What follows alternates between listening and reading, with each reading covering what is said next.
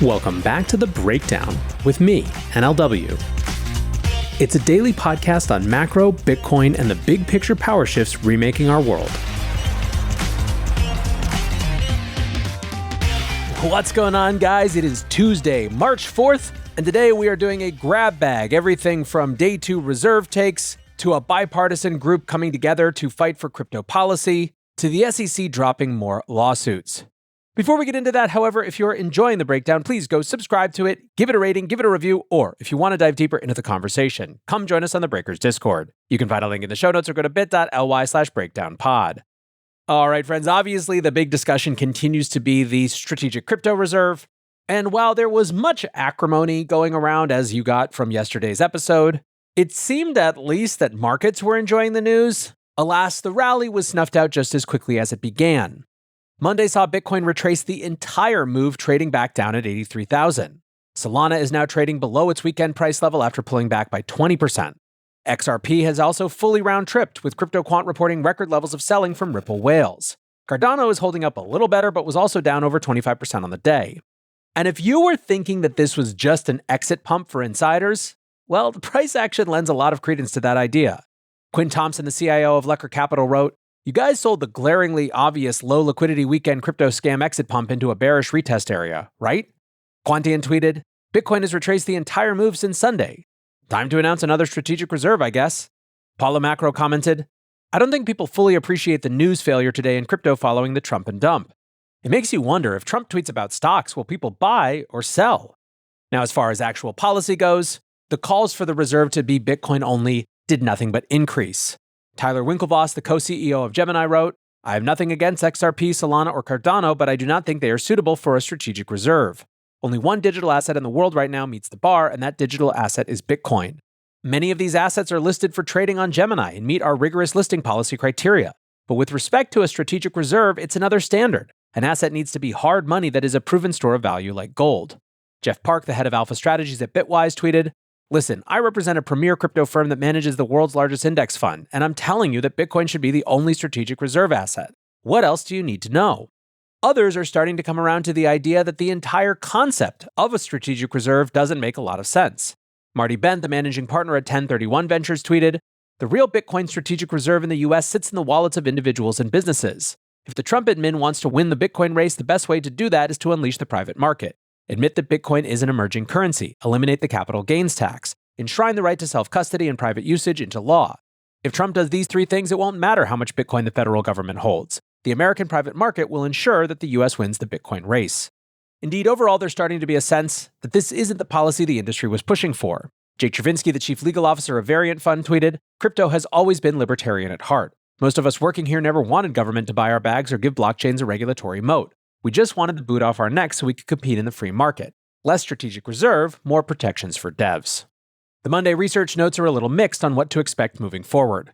TD Cowen's political analyst suggested the entire announcement felt like amateur hour, writing, "We caution against overreacting to the social media post. The original version did not even include Bitcoin and Ether as part of the reserve. That suggests to us it was not coordinated, and there was also no discussion of how the government would get the funds to buy tokens." The note discussed the need to get solid crypto policy through Congress rather than throwing Sunday headlines at the chart.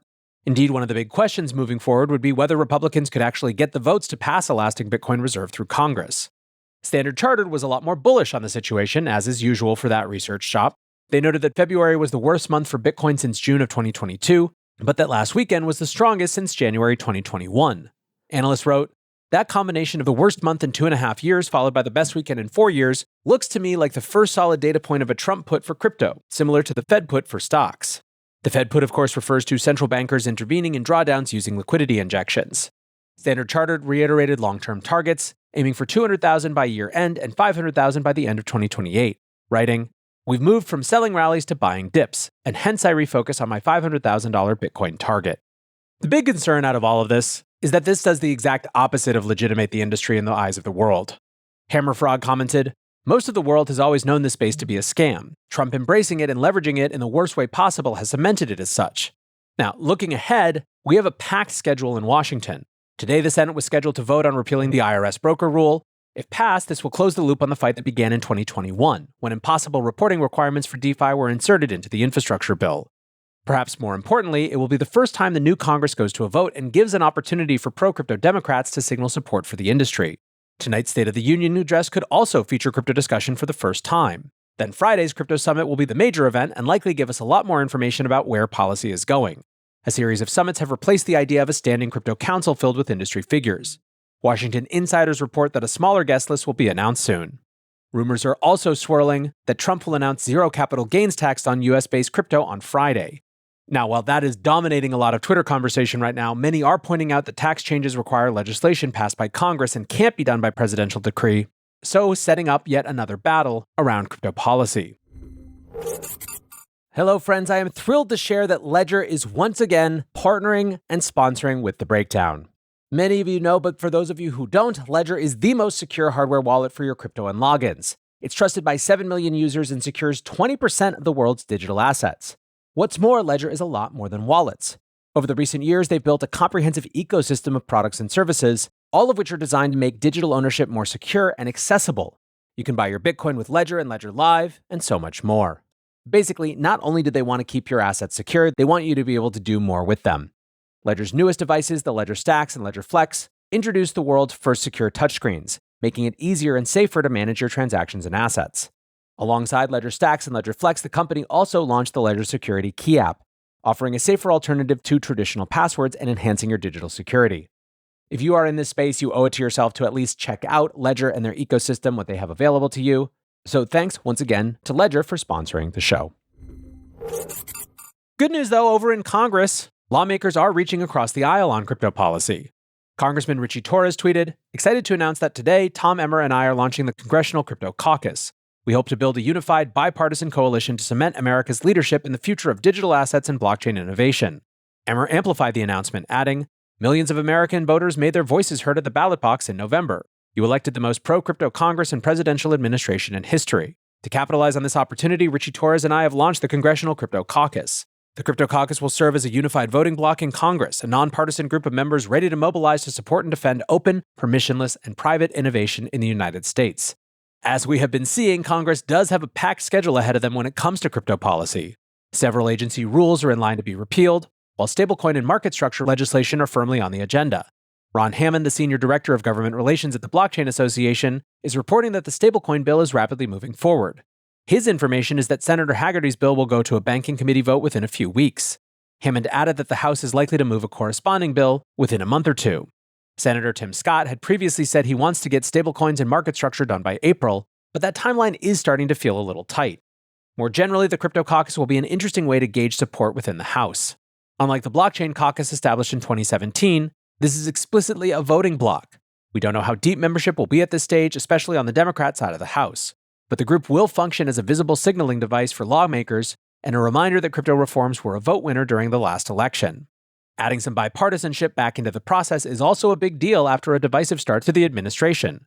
Crypto reforms were a bipartisan issue in November, so hopefully that's reflected in the actions of lawmakers. G. Kim, the president of the Crypto Council for Innovation, wrote, "CCI very much appreciates the continued leadership of Representatives Emmer and Torres. The Congressional Crypto Caucus will serve as a needed bipartisan coalition to help ensure U.S. leadership when it comes to digital asset and blockchain innovation.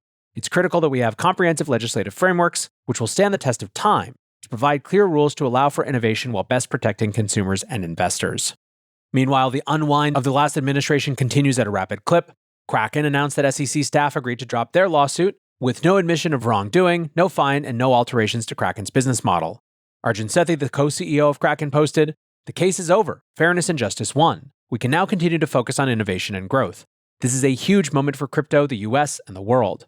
A case that should have never existed in the first place is finally behind us. The SEC's lawsuit, which mischaracterized our business from day one, was always without merit. This dismissal confirms what we've said all along. Regulation should be based on facts, not politics. It's hard to overstate the cost of all this. Years lost, millions spent, and untold stress for the team, who never backed down. Winning wasn't inevitable, but giving up was never an option." The Binance case is now the only outstanding lawsuit against an exchange, and reports suggest that's also heading for a settlement. Separately, the agency has dropped their investigation into NFT company Yuga Labs. The Bored Ape creators wrote, "After 3+ years, the SEC has officially closed its investigation into Yuga Labs. This is a huge win for NFTs and all creators pushing our ecosystem forward. NFTs are not securities." And yet, after seeing no reaction from the market, Adam Greenbaum commented, Cool. Are these things ever going to be valuable again? Commissioner Hester Peirce has also announced the staff list for the crypto task force. More than a dozen senior staff have been allocated to the task of forming new crypto policy at the agency. The most recognizable is Mike Selig, who has been appointed as chief counsel. Selig was previously a partner at Wilkie Farr and has been deeply engaged with crypto legal discourse on Twitter for many years. In fact, you've probably heard his name on the show quite a few times. Lastly, moving to markets for just a minute, and maybe I shouldn't say markets, but instead the long-term trajectory of this industry. Going completely under the radar over a busy weekend for news, BlackRock added Bitcoin to their model portfolios last Wednesday. The firm's Bitcoin ETF was added in a weighting of 1 to 2% for portfolios that include an allocation to alternative assets. Model portfolios are provided to BlackRock's army of financial advisors, as well as being available for third-party advisors to copy. They give investment recommendations based on a customer's age and risk tolerance.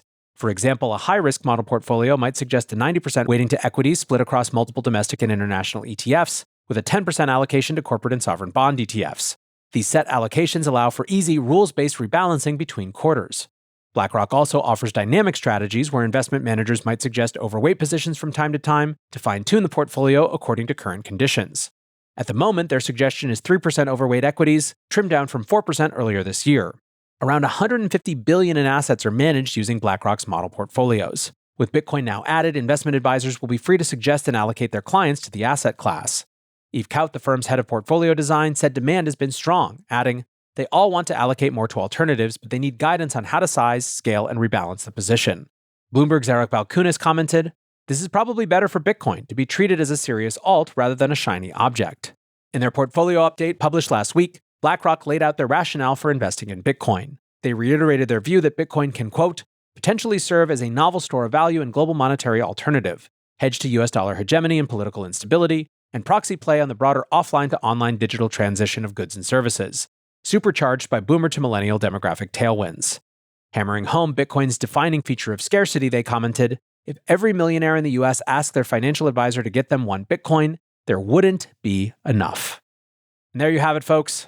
Lots of chaos, lots of instability, but we are firmly pointed in the right direction.